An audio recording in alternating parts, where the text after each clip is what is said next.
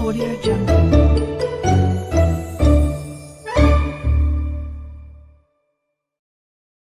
विपिन और कविता एक छोटे से गांव में रहा करते थे, जिसके शादी के 10 साल बीत चुके थे, लेकिन अभी तक उसे कोई संतान न थी, जिसके कारण विपिन और कविता को लोगों के ताने सुनने पड़ते थे, जिससे वो बहुत दुखी रहा करता था। एक दिन विपिन काम पे जा रहा था, तभी गांव के पुजारी मिले। क्या बात है विपिन, बहुत उदास लग रहे हो। अब क्या बताऊं पुजारी जी, लोगों के ताने अब सहे नहीं जाते। तुम उदास मत हो, भोलेनाथ है ना, सब ठीक कर देंगे। लोगों का क्या, बोलने दो जो बोलते हैं। अब कुछ नहीं हो सकता है पुजारी जी, लगता है मेरे ही भाग्य में संतान सुख नहीं है। ऐसा क्यों बोलते हो? मेरी मानो तो तुम देवघर कांवड़ लेके जाओ, वहाँ जाते ही हर असंभव संभव हो जाता है। ये पैसे रख लो, तुम्हारे काम आएंगे। विपिन पैसे लेकर घर वापस लौट जाता है और पत्नी कविता को सारी बातें बताता है, तो कविता कहती है, ठीक है जी, हम कल ही देवघर चलेंगे, सावन का महीना भी है। अगले दिन ही विपिन और कविता कांवड़ लेकर नंगे पैर देवघर के लिए निकल जाते हैं, बोल बम का नारा लगाते हुए।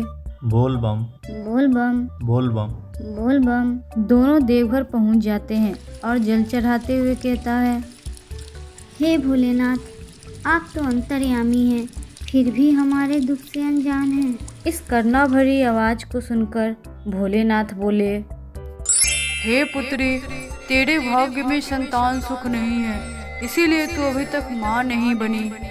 लेकिन इतनी दूर देवघर नंगे पांव मुझे जल चढ़ाने आए हो, तो तुम्हें खाली हाथ नहीं लौटाऊंगा। मैं तुम्हें एक पुत्र देता हूँ। बच्चे को देखकर दोनों बहुत खुश हो रहे थे। तभी भोलेनाथ बोले, इस पुत्र की आयु सिर्फ 5 वर्ष है। आयु पूरा होते ही ये पुनः मेरे पास आ जाएगा। विपिन घबराकर बोला, क्या इसका मतलब ये पुत्र मुझे सिर्फ 5 सालों के लिए दिए हैं? विपिन रो रो कर कई सवाल पूछता रहा, मगर कोई जवाब नहीं मिला। दोनों बहुत उदास हो जाते हैं और बच्चे को लेकर घर वापस आ जाते हैं। विपिन ने अपने बेटे का नाम भोला रखा। धीरे धीरे वक्त बीतने लगा। विपिन और कविता भोला का देखभाल और परवरिश करने लगा।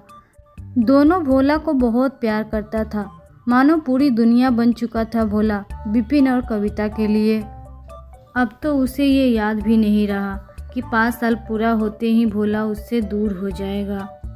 5 साल बाद सुबह सुबह विपिन भोला को लेकर खेत जा रहा था, तभी फिर से पुजारी मिले। क्या बात है विपिन, आजकल नजर ही नहीं आते हो। ऐसी कोई बात नहीं है पुजारी जी, भोला के साथ कैसे दिन गुजर जाता है पता ही नहीं चलता। हाँ, सो तो है, इतने सालों बाद बाप जो बने हो। अब तो भोला भी इस सावन में 5 साल का हो जाएगा। 5 साल सुनते ही विपिन को झटका सा लगा और वो सीधे घर वापस लौट गया। ये देखकर पुजारी सोच में पड़ गया। इसे क्या हुआ, अचानक से चला गया। कविता, क्या हुआ जी, आप इतने घबराए क्यों हैं? क्या तुम्हें याद नहीं रहा कि भोला 5 साल का होने वाला है? वो तो पुजारी जी ने भोला की 5 साल होने की बात कही, तो मुझे याद आया। याद करने से भी क्या होता? क्या भोला हमेशा के लिए हमारे पास रुक जाता?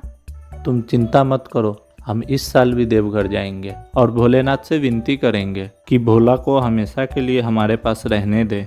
दोनों ने फिर से भोलेनाथ पे जल चढ़ाई और सर पटक पटक कर विनती की, तो भोलेनाथ प्रकट होकर बोले, रुको बालक, भोला तो हमेशा तुम्हारा ही रहेगा। मैं तो तुम्हारी भक्ति की परीक्षा ले रहा था। तथास्तु। ये सुनते ही दोनों के चेहरे पे खुशी आ गई। ए जी, आपने सुना ना भोलेनाथ ने क्या कहा? अब भोला हमेशा के लिए हमारे पास रहेगा। हाँ कविता, मैंने भी सुना।